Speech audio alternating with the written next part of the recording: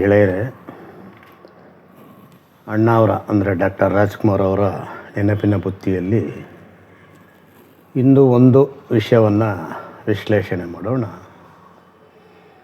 ಅವರಿಗೆ ಎಂದೂ ರಾಜಕೀಯ ಯಾವಾಗಲೂ ಬೇಡವಾಗಿತ್ತು. ಏಕೆಂದರೆ ನನ್ನ ಸಿನಿಮಾವನ್ನು ಎಲ್ಲ ಜಾತಿ ಧರ್ಮ ಎಲ್ಲ ರೀತಿಯ ಜನರು ನೋಡ್ತಾರೆ. ನಾನು ರಾಜಕೀಯಕ್ಕೆ ಬಂದರೆ ಒಬ್ಬೊಬ್ಬರಿಗೆ ಸೀಮಿತವಾಗಬೇಕಾಗುತ್ತೆ ಅಂತಾನೋ ಏನೋ. ಒಟ್ಟಿನಲ್ಲಿ ಅವ್ರಿಗೆ ರಾಜಕೀಯ ಅನ್ನೋದು ಪೂರ್ತಿಯಾಗಿ ಇಷ್ಟ ಇರಲಿಲ್ಲ. ಅದಕ್ಕೊಂದು ದೊಡ್ಡ ದಾಖಲೆ ಏನು ಅಂದರೆ 1975ರಲ್ಲಿ ಇಂದಿರಾ ಗಾಂಧಿಯವರು ಪ್ರಧಾನಮಂತ್ರಿ ಆಗಿದ್ದಾಗ ಭಾರತಕ್ಕೆ ತುರ್ತು ಪರಿಸ್ಥಿತಿಯನ್ನು ಜಾರಿಗೊಳಿಸ್ತಾರೆ. ಅದು 1977ರವರೆಗೂ ಜಾರಿಯಲ್ಲಿರುತ್ತೆ ಮತ್ತು ಆಗ ಬಹಳಷ್ಟು ಅನ್ಯಾಯಗಳು ನಡೀತವೆ. ನಂತರ 77ರಲ್ಲಿ ತುರ್ತು ಪರಿಸ್ಥಿತಿಯನ್ನು ತೆರವುಗೊಳಿಸಿ ಚುನಾವಣೆ ಘೋಷಣೆ ಮಾಡಿದಾಗ ಕಾಂಗ್ರೆಸ್ಸನ್ನು ಬಿಟ್ಟು ಮಿಕ್ಕೆಲ್ಲ ಪಕ್ಷಗಳು ಒಟ್ಟಾಗಿ ಜನತಾ ಪಕ್ಷ ಅಂತ ಮಾಡಿಕೊಂಡು ಚುನಾವಣೆಗೆ ನಿಲ್ತವೆ. ಕಾಂಗ್ರೆಸ್ ಅಧಿಕಾರದಿಂದ ಹೋಗುತ್ತೆ, ಇಂದಿರಾ ಗಾಂಧಿನೂ ಸೋತಾಗ್ತಾರೆ. ನಂತರ ಅವರು ಒಂದೆರಡು ದಿನ ಜೈಲಲ್ಲೂ ಇರಬೇಕಾಗುತ್ತೆ, ತಿಹಾರ್ ಜೈಲಿರಬಹುದು. ಆಮೇಲೆ ಜನತಾ ಪಕ್ಷ ಮೊರಾರ್ಜಿ ದೇಸಾಯಿರವರು ಪ್ರಧಾನಮಂತ್ರಿ ಆಗ್ತಾರೆ, ಅಧಿಕಾರ ನಡೆಯುತ್ತೆ. ಆದರೆ ಕಾಂಗ್ರೆಸ್ನವ್ರಿಗೆ ಮತ್ತು ಇಂದಿರಾ ಗಾಂಧಿಗೆ ತಾನು ಮತ್ತೆ ಲೋಕಸಭೆಗೆ ಹೋಗಬೇಕು ಅನ್ನೋ ಒಂದು ತುಡಿತ ಇದ್ದಿದ್ದರಿಂದ ಅವರೆಲ್ಲಾದರೂ ಒಂದು ಕಡೆ ಉಪಚುನಾವಣೆಗೆ ನಿಂತ್ಕೊಳಕ್ಕೆ ಪ್ರಯತ್ನ ಮಾಡ್ತಾರೆ. ಆಗ ಎಲ್ಲೂ ಅವಕಾಶ ಇಲ್ಲದ್ರಿಂದ ಕರ್ನಾಟಕದ ಚಿಕ್ಕಮಗಳೂರಿನಲ್ಲಿ ಸಂಸದರಾಗಿದ್ದ DP ಚಂದ್ರೇಗೌಡರು ರಾಜೀನಾಮೆ ಕೊಟ್ಟು ಆ ಸ್ಥಾನಕ್ಕೆ ಇಂದಿರಾ ಗಾಂಧಿಯವರನ್ನು ನಾಮನಿರ್ದೇಶನ ಅಲ್ಲಿಗೆ ಮಾಡ್ತಾರೆ ಚುನಾವಣೆಗೆ. ಆಗ ಅಧಿಕಾರದಲ್ಲಿದ್ದ ಜನತಾ ಪಕ್ಷಕ್ಕೆ ಏನಾಗುತ್ತೆ, ಏನಾದರೂ ಮಾಡಿ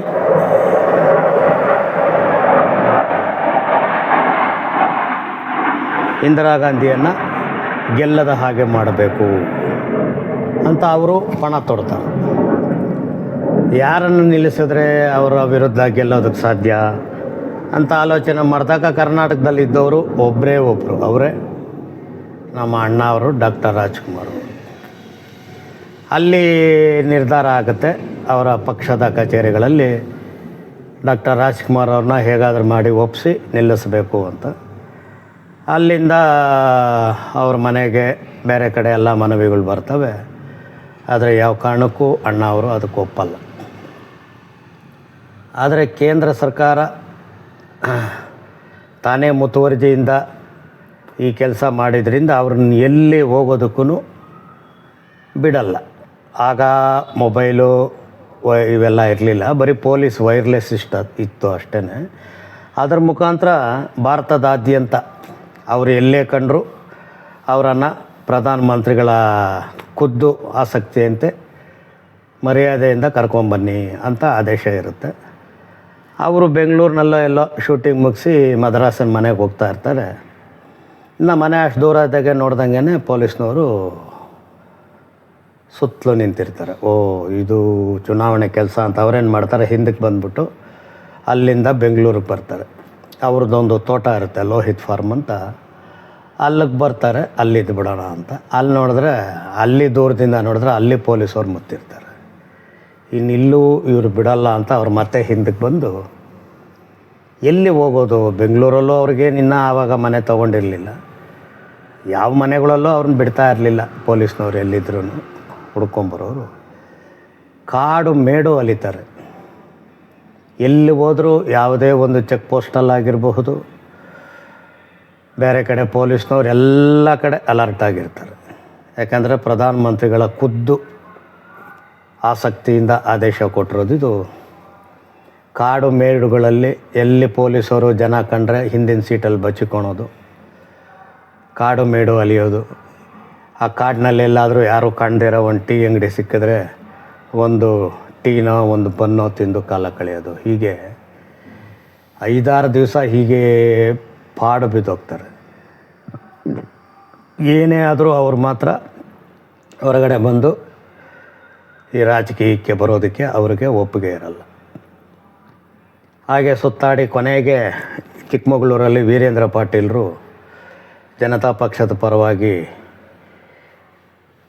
ಹೆಸರನ್ನು ದಾಖಲೆ ಮಾಡಿದ್ದಾರೆ ಅಂತ ಗೊತ್ತಾದ ಮೇಲೆ ಅವರು ಹೊರಗಡೆ ಬಂದು ಮನೆಗೆ ಹೋಗ್ತಾರೆ. ಹೀಗೆ ಅವರ ಸಿದ್ಧಾಂತ ಏನಿತ್ತು ಬಹಳ ಗಟ್ಟಿಯಾಗಿ ಆ ಸಿದ್ಧಾಂತ ಹಿಡ್ಕೊಂಡು ಅವರು ಬದುಕಿದವರು. ಆದರೆ ಆ ನಂತರದಲ್ಲೂ ಬಹಳ ಜನ ಅವರನ್ನು ಬಹಳ ಒತ್ತಾಯ ಮಾಡಿದ್ರು, ರಾಜಕೀಯಕ್ಕೆ ನೀವು ಬನ್ನಿ ಅಂತ. ಹಾಗೆ ಒತ್ತಾಯ ಮಾಡಿದ ಒಬ್ಬ ನರಾಧಮ ಕೊನೆಗೆ ಅವರು ಬರಲಿಲ್ಲ ಅಂತ ಅವರ ಜೀವಕ್ಕೆ ಅಪಾಯ ತಂದೊಡ್ಡಿದ್ದ. ಅದರ ಬಗ್ಗೆ ಮಾತಾಡೋಣ. ಗೋಕಾಕ್ ಚಳವಳಿ ಆದಮೇಲೆ ಅಣ್ಣ ಅವರ ಕೀರ್ತಿ ಗೌರಿಶಂಕರವನ್ನೇ ಮೀರಿಸುವಷ್ಟು ಹೋಗ್ಬಿಟ್ಟಿತ್ತು. ಆ ಕಾಲದಲ್ಲಿ ಚುನಾವಣೆಗೋಸ್ಕರ ಅವರನ್ನು ಬಹಳಷ್ಟು ಬಲವಂತ ಮಾಡ್ತಾಯಿದ್ರು. ಅವರು ಒಪ್ಪುತ್ತಾ ಇರಲಿಲ್ಲ. ಆಗ ಒಬ್ಬ ಬಾಯಿ ಬಡಕ ಇದ್ದ ರಾಜಕೀಯದಲ್ಲಿ. ಅವನು ದಿನ ಬಾಯಿಗೆ ಬಂದಾಗ ಮಾತಾಡೋದ್ರಿಂದನೇ ಸದಾ ಚಲಾವಣೆಯಲ್ಲಿದ್ದ. ಆ ಮನುಷ್ಯ ಏನು ಮಾಡ್ದ, ನಾವೊಂದು ರಾಜಕೀಯ ಪಕ್ಷ, ಕನ್ನಡ ಪಕ್ಷ ಅಂತ ಕಟ್ಟೋಣ, ನೀವೇ ಅಧ್ಯಕ್ಷರಾಗಿ ನೀವೇ ಕುದುರೆ ಮೇಲೆ ಕೂತ್ಕೊಳ್ರಿ, ನಾನೇ ಕುದುರೆ ಹಾಕ್ತೀನಿ ಅಂತೆಲ್ಲ ಏನೇನೋ ಹೇಳಿ ಅಣ್ಣ ಅವರನ್ನು ರಾಜಕೀಯಕ್ಕೆ ಕರೆದಿದ್ದ. ಸಹಜವಾಗಿ ಅಣ್ಣ ಅವರು ಒಪ್ಪಲಿಲ್ಲ. ಅದು ಆ ಅಹಂಕಾರಿಗೆ ಎಷ್ಟು ಅಹಂ ಪೆಟ್ಟಾಯಿತು ಅಂದರೆ, ನಾನು ಕರೆದಾಗ ಬರಲ್ಲ ಅಂಥೇಳಿ ಏನಾದರೂ ಮಾಡಬೇಕು ಅಂತ ಯೋಚನೆ ಮಾಡ್ತಾ ಇದ್ದಾಗ ಆಗ ಇದ್ದಂತಹ ಒಬ್ಬ ಗುಳ್ಳೆನರಿ ಅಂತ ಮುಖ್ಯಮಂತ್ರಿ, ನನಗೆ ಅಧಿಕಾರದ ಆಸೆನೇ ಇಲ್ಲ ಅಂತ ಬಂದು ಗಟ್ಟಿಯಾಗಿ ಅಧಿಕಾರ ಇರ್ತದೆ ಅಂತ ಕುಂತ್ಕೊಂಡಂಥ ಮುಖ್ಯಮಂತ್ರಿ ಮುಂದೆ ನನ್ನ ಮುಖ್ಯಮಂತ್ರಿ ಪಟ್ಟಕ್ಕೆ ಎಲ್ಲೆಲ್ಲಿ ತೊಂದರೆ ಆಗುತ್ತೆ ಅಂತ ಆಗ ನಾಡಿನಲ್ಲಿ ಯಾರ್ಯಾರು ಹೆಸರಿನಲ್ಲಿ ಮುಂಚೂಣಿಯಲ್ಲಿದ್ದರೂ ಅವ್ರನ್ನೆಲ್ಲ ಕುತಂತ್ರದಿಂದ ಮುಗಿಸ್ತಾ ಬಂದಂತಹ ಇಡೀ ಜಗತ್ತಿಗೆ ಹೆಸರಾದ ರೈತ ಸಂಘದ ನಂಜುಂಡಸ್ವಾಮಿ ವಿರುದ್ಧ ಕಿತಾಪತಿ ಮಾಡಿ ಅವರಲ್ಲೇ ಸುಂದರೇಶು ಅವರು ಇವ್ರ ಮಧ್ಯೆ ಕಿತಾಪತಿ ತಂದಿಕ್ಕೂ ಅಷ್ಟು ಹೆಸರುವಾಸಿಯಾಗಿದ್ದ ರೈತ ಸಂಘನೇ ಒಡೆದೋಯ್ತು. ಹಾಗೆ ಕನ್ನಡ ಚಳುವಳಿಗಾರರ ಮೇಲೆ ಹಳೆ ದಾಖಲೆಗಳನ್ನೆಲ್ಲ ತೆಗೆದು ಅವ್ರ ಮೇಲೆ ನಿರಂತರವಾಗಿ ದಾವ ಹೂಡಿ ಅವ್ರನ್ನ ಜೈಲಿಗೆ ಕಳಿಸೋದು. ಮತ್ತು ಗೋಕಾಕ್ ಚಳವಳಿ ಅಷ್ಟು ವರ್ಷ ಅಷ್ಟು ಅದ್ಭುತವಾಗಿ ನಡೆದ ಚಳವಳಿ ಕೊನೆಗೆ ಖಾಸಗಿ ಶಿಕ್ಷಣ ಸಂಸ್ಥೆಗಳ ಜೊತೆ ಸೇರಿಕೊಂಡು ನಿರಂತರವಾಗಿ ನ್ಯಾಯಾಲಯದಲ್ಲಿ ದಾವೆಗಳನ್ನು ಹೂಡಿ ಆ ಚಳವಳಿ ಜಾರಿನೇ ಆಗದ ಹಾಗೆ ತನ್ನ ಕುತಂತ್ರದಿಂದ ಮಾಡಿದಂತಹ ಮುಖ್ಯಮಂತ್ರಿ, ಆ ಮುಖ್ಯಮಂತ್ರಿಯ ಮತ್ತು ಈ ಬಾಯಿ ಬಡಕನ ಎರಡೂ ಚಿತಾವಣೆಗಳಿಂದ ಈ ಬಾಯಿ ಬಡಕ ಕೊನೆಗೆ ಮದ್ರಾಸ್ಗೆ ಹೋಗಿ ಒಂದು ಪತ್ರಿಕಾ ಹೇಳಿಕೆ ಕೊಡ್ತಾನೆ.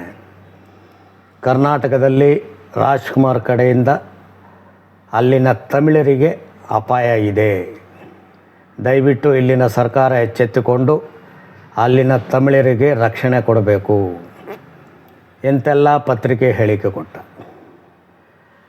ಅನಂತರ ಅದೇನಾಯಿತು ಅಂದರೆ, ಅವರು ಕೊಂಗರು ಮೊದಲೇ ಕೇಳಬೇಕಾ, ಸುಮ್ಮನೆ ಕೆರಳಿ ಬೀದಿಯಲ್ಲಿ ಒಡಲಾಡೋರವರು. ಇನ್ನಿಂಥ ಮಾತು ಕೇಳಿದ್ಮೇಲೆ ಆಗ ಊಟಿಯಲ್ಲಿ ಯಾರಿವನು ಅನ್ನೋ ಒಂದು ಸಿನಿಮಾ ಚಿತ್ರೀಕರಣದ ಸಮಯದಲ್ಲಿ 70-80 ಜನ ಅಣ್ಣ ಅವ್ರ ಮೇಲೆ ದಾಳಿ ಮಾಡಿ ಅವರನ್ನು ಕೊಲ್ಲೋದಕ್ಕೆ ನೋಡ್ತಾರೆ. ಆದರೆ ಪಾರ್ವತಮ್ಮನವರು ಆಗ ತೋರಿಸಿದ್ದಂತಹ ಧೈರ್ಯದಿಂದ ಅಣ್ಣ ಅವರ ಜೀವ ಉಳಿಯುತ್ತೆ, ಅವರು ಜೀವದಿಂದ ಹೊರಗಡೆ ಬರ್ತಾರೆ. ಆ ಸಮಯದಲ್ಲಿ ನಾವೆಲ್ಲ ಬಹಳಷ್ಟು ರೊಚ್ಚಿಗೆದ್ದು ನಾವು ಏನೇನೋ ಮಾಡಿಬಿಡ್ತಾ ಇದ್ವಿ. ಆದರೆ ನಾವೆಲ್ಲ ಕಬ್ಬನ್ ಪಾರ್ಕಲ್ಲಿ ಸೇರಿದ್ದಂತಹ ಬೆಳಗಿನ ಮಾರನೇ ದಿವಸದ ಸಂಜೆಗೆ ಅಣ್ಣಾವರ ಕಡೆಯಿಂದ ಒಂದು ಪತ್ರ ಬಂತು. ಯಾವುದೇ ಕಾರಣಕ್ಕೂ ಅಭಿಮಾನಿಗಳು ಗಲಾಟೆ ಮಾಡ್ಕೊಬಾರ್ದು, ಯಾರೂ ತೊಂದರೆ ಕೊಡಬಾರ್ದು, ಆ ರೀತಿ ಏನಾದರೂ ಆದರೆ ಅಣ್ಣ ಅವರ ಮೇಲೆ ಆಣೆ ಎಂಬ ಒಂದು ಪತ್ರ ನಾವು ನೋಡಿದ ಮೇಲೆ ನಾವೆಲ್ಲ ಬೇರೆ ದಾರಿ ಇಲ್ಲದೆ ಸುಮ್ಮನಾಗಬೇಕಾಯಿತು. ಆದರೆ ಅಂಥ ಒಂದು ಏಟುಗಳನ್ನು ತಿಂದರೂ ಅಣ್ಣ ಅವ್ರು ಯಾವತ್ತೂ ಯಾರ ಮೇಲೂ ದ್ವೇಷನ ಸಾಧಿಸಲಿಲ್ಲ. ಸರ್ಕಾರನೇ ಅದಕ್ಕೊಂದು ಸಮಿತಿ ನೇಮಕ ಮಾಡಿತು, ಇದರ ಮೇಲೆ ಯಾರ್ಯಾರು ತಪ್ಪು ಮಾಡಿದ್ದಾರೆ ಅವರ ಮೇಲೆ ಕ್ರಮ ತಗೊಬೇಕು ಅಂತ. ಆದರೆ ಅಣ್ಣ ಅವರು ಅದಕ್ಕೆ ಒಪ್ಪಲಿಲ್ಲ, ಬೇಡ ಆಗಿದ್ದಾಯಿತು, ಏನು ತೊಂದರೆ ಇಲ್ಲ, ಇವಾಗ ನನಗೆ ಗಾಯ ವಾಸಿಯಾಗಿದೆ, ಏನು ತೊಂದರೆ ಇಲ್ಲ, ಬಿಟ್ಟುಬಿಡಿ, ಕೆಟ್ಟದನ್ನಾಗೆ ಬಿಟ್ಬಿಡೋಣ ಅಂತ ಅನ್ನುವಂಥ ಮಹಾನ್ ಚೇತನ. ಅವರಿಗೆ ತೊಂದರೆ ಮಾಡಿದಂತಹ ಆ ಕೊಚ್ಚೆಗಳು ಅವನೇನು ಸರಿಯಾಗಲಿಲ್ಲ. ಮುಂದಕ್ಕೆ ಅವ್ನ ಜೀವನ ಪೂರ್ತಿ ಈ ಕೊಚ್ಚೆ ಹುಳುಗಳು ಕೊಚ್ಚೆಯಲ್ಲಿ ಬಚ್ಚಿಕೊಂಡಿರ್ತಾವಲ್ಲ, ಹಾಗೆ ಬಚ್ಚಿಕೊಂಡೇ ಅವನು ಬದುಕಬೇಕಾಯಿತು. ಕೊನೆಗೆ ಅವನೇ ಹೇಳ್ದ ಸಾಯೋವಾಗ, ಕಾಂಗ್ರೆಸ್ನವರು ಇಲ್ಲ ಅಂದರೆ ನಾನು ಬದುಕಕ್ಕೆ ಸಾಧ್ಯನೇ ಆಗ್ತಾ ಇರಲಿಲ್ಲ ಅಂತ. ಹಾಗೆ ತಮ್ಮ ನಿರ್ಧಾರ ಏನಿದೆ, ತಮ್ಮ ಸಿದ್ಧಾಂತ ಏನಿದೆ ಹಾಗೆ ಬದುಕಿದವರು. ಇನ್ನೊಬ್ಬರು ಅವ್ರನ್ನ ಕೇಳಿದಾಗ ಅವ್ರಿಗೆ ಇಷ್ಟ ಇಲ್ಲ ಅಂದರೆ ನೇರವಾಗಿ ಹೇಳಿದ್ದಾರೆ ನಮಗಿಷ್ಟ ಇಲ್ಲ ಅಂತ. ಇಷ್ಟ ಇಲ್ಲ ಅಂತ ಹೇಳಿದವ್ರ ಮೇಲೆ ಈ ಹಠ ಸಾಧಿಸೋದು ಅಂದರೆ ಅವ್ರು ನಿಜಕ್ಕೂ ಮನುಷ್ಯರ. ಹಾಗೆ ಚಿತ್ರರಂಗಕ್ಕೆ ಬಂದಾಗಿಂದ ಕೊನೆಯವರೆಗೂ, ಕೊನೆಗೆ ಅವರು ತೀರಿ ಹೋಗಿದ್ದು ಈ ಅವಮಾನದಿಂದಲೇ. ಅವಮಾನ ಅವ್ರಿಗೆ ನಿರಂತರವಾಗಿ ಒಳಗಡೆ ಅವರನ್ನು ಘಾಸಿ ಮಾಡಿ ಮಾಡಿ ಮಾಡಿ ಕೊನೆಗೆ ಇಚ್ಛಾಮರಣಿಗಳಾಗಿ ತನ್ನ ದೇಹವನ್ನು ತೊರೆದ್ರು ಅವರು. ಅಷ್ಟೆಲ್ಲ ನೋವು ತಿಂದು ಕೊನೆಗೆ ನೆಮ್ಮದಿಯಾಗಿ ಮಣ್ಣಿನಲ್ಲಿ ಮಲಗೋದಕ್ಕೂ ಈ ಜನ ಬಿಡ್ತಾ ಇಲ್ಲ. ನಿರಂತರವಾಗಿ ದಿನೇ ದಿನೇ ಅವ್ರ ಮೇಲೆ ಇಲ್ಲದ ಆಪಾದನೆಗಳು, ಇಲ್ಲದ ಕೆಟ್ಟ ಇದನ್ನು ಮಾಡ್ತಾಯಿದ್ದಾರೆ. ಏನಿದು, ಇಂಥ ಮನುಷ್ಯರು ಭೂಮಿ ಮೇಲೆ ಇರ್ತಾರ? ಇನ್ನೆಷ್ಟು ನೋವು ಕೊಡ್ತೀರ ಅವ್ರಿಗೆ? ಅವ್ರು ಬದುಕಿರೋವ್ರಿಗೂ ನೋವು ಕೊಟ್ಟು ಅವ್ರಿಗೆ ಕೊಡಬಾರದ ಹಿಂಸೆಗಳನ್ನು ಕೊಟ್ಟರೆ, ಅವ್ರು ಮನಸ್ಸು ಮಾಡಿದರೆ ನೀವೆಲ್ಲ ಧೂಳಿಗೆ ಸಮ ಇಲ್ದಂಗೆ ಹೋಗ್ಬಿಡ್ತಾಯಿದ್ರಿ. ಅವ್ರು ಮಾಡಲಿಲ್ಲ ಮನಸ್ಸು ಅಷ್ಟೇ. ಅಂಥ ಮಹಾನ್ ಚೇತನಕ್ಕೂ ಹಿಂಸೆ ಮಾಡೋವಂಥ ಇಷ್ಟು ಕೊಳಕು ಬುದ್ಧಿ, ಕೆಟ್ಟ ಬುದ್ಧಿ ಜನರಿದ್ದಾರಲ್ಲ ಈ ಭೂಮಿ ಮೇಲೆ, ನಿಜಕ್ಕೂ ಇದು ಬಹಳ ದೊಡ್ಡ ದುರಂತ. ನಾವು ಮಹಾನ್ ಚೇತನವನ್ನು, ಅವರ ಮಹಾನ್ ಸದ್ಗುಣಗಳನ್ನು ಹೀಗೆ ನೆನೆಸ್ಕೊಳ್ತಾ ಹೋಗೋಣ. ಅವರಿಗೆ ನಮ್ಮ ಕಡೆಯಿಂದ ನಮಸ್ಕಾರಗಳನ್ನು ಹೇಳೋಣ.